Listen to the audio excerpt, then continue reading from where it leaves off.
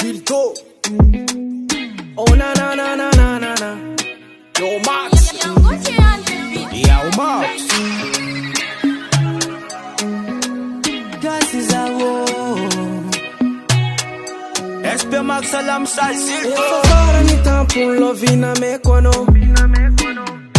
Tam fen fangajan. Sinaka twa vino. Baneza ka iti sa zemba tatrapa tsara no. Tena pita mbezi mi vola. Ketamba masuno. Natofangu tianga. Kutukutu tidingi nya malungo.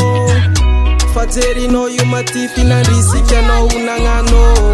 Tuanga maru nyaranga. Tatu ano miladarun ketangani yazo. Zatifana tato na desenza tango zungo. Fomba nulu misarake koti fangarake fona kafana lupo. Yeah.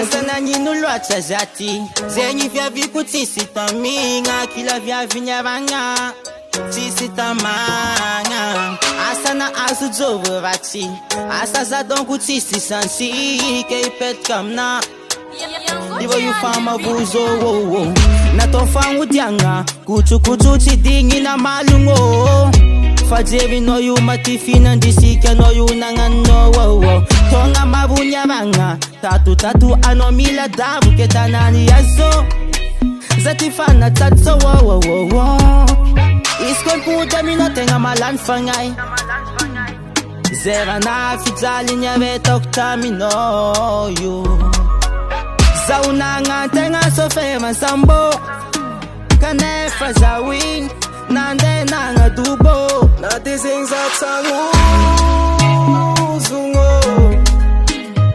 Fomba nulu misarake koti fangarake fona kafana lupo. Yeah.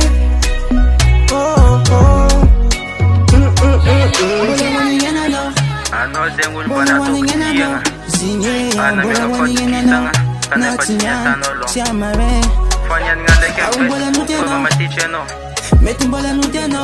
Zineya. Banu masuku ilate kamete zungo.